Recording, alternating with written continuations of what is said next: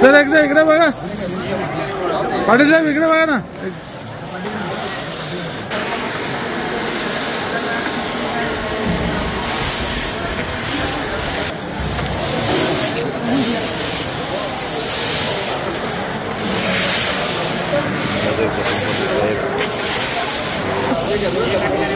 पाटील साहेब इकडे बघा ना.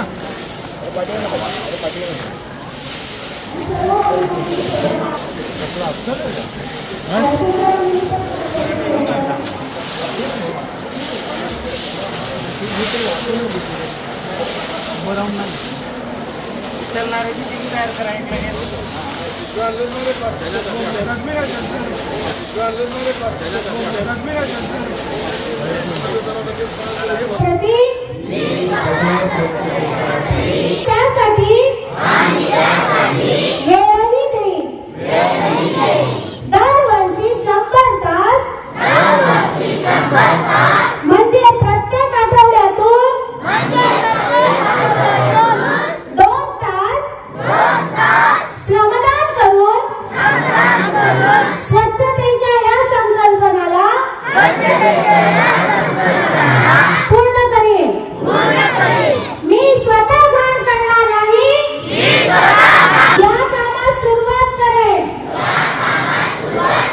स्वतःपासून, माझ्या कुटुंबापासून,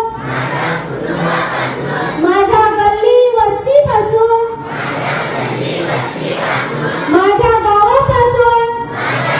जिल्हा परिषद ठाणे, पंचायती राज मंत्रालय, भारत सरकार, जिल्हाधिकारी कार्यालय आणि नानासाहेब धर्माधिकारी प्रतिष्ठान यांच्या संयुक्त विद्यमाने ठाणे जिल्ह्यामध्ये पहिला पायलट स्वच्छता अभियान हे आपण ठाणे जिल्ह्यातल्या 431 ग्रामपंचायतीमध्ये आज नवीन वर्षाचा संकल्प म्हणून त्याचा शुभारंभ करत आहोत.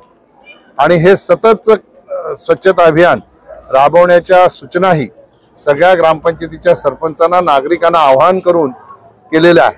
आणि मला विश्वास आहे 2014 साली देशाचे प्रधानमंत्री नरेंद्र मोदीजी यांनी जे स्वच्छतेचं अभियान राबवण्याचा संकल्प केला, अनेक लोकांना नॉमिनेट केलं, तेव्हापासून हे अभियान जे सुरू आहे त्या अभियानाच्या अनुषंगाने राज्याचे मुख्यमंत्री एकनाथ शिंदे साहेब आणि दोन्ही उपमुख्यमंत्री सन्माननीय देवेंद्रजी आणि अजितदादा पवार यांनीही ह्या संकल्पाला प्रतिसाद देऊन महाराष्ट्रामध्ये शहरी भागामध्ये डीप क्लीन ड्राईव्ह अशा प्रकारची संकल्पना राबवली. आणि प्रत्येक रविवारी मुख्यमंत्री स्वतः ह्या अभियानामध्ये उतरून रस्ते पाण्याने स्वच्छ करण्याच्यासाठी स्वतः उतरत आहेत. त्यातूनच प्रेरणा घेऊन आम्ही ठाणे जिल्ह्यामध्ये 431 ग्रामपंचायतीमध्ये हे आवाहन केलेलं आहे. मला विश्वास आहे विकसित भारताकडे 2047 साली आपण विकसित भारत करण्याचा संकल्प मोदीजींनी केलेला आहे. गाव स्वच्छ झाल्याशिवाय किंवा गावाचा विकास झाल्याशिवाय विकसित भारताकडे वाटचाल परिपूर्ण होणार नाही.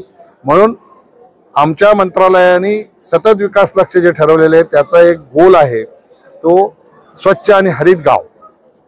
ह्या स्वच्छ आणि हरित गावाचं गोल अचीव करण्यासाठी आज 431 ग्रामपंचायतमधून आपण सुरुवात केलेली आहे. पण देशामध्ये 2,60,000 ग्रामपंचायती आहेत, 6,40,000 गावं आहेत.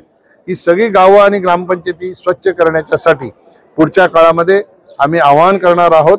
आणि संपूर्ण ग्रामीण भाग देशातला हा स्वच्छ झाला, गाव विकसित झालं की देश विकसित होण्यासाठी वेळ लागणार नाही.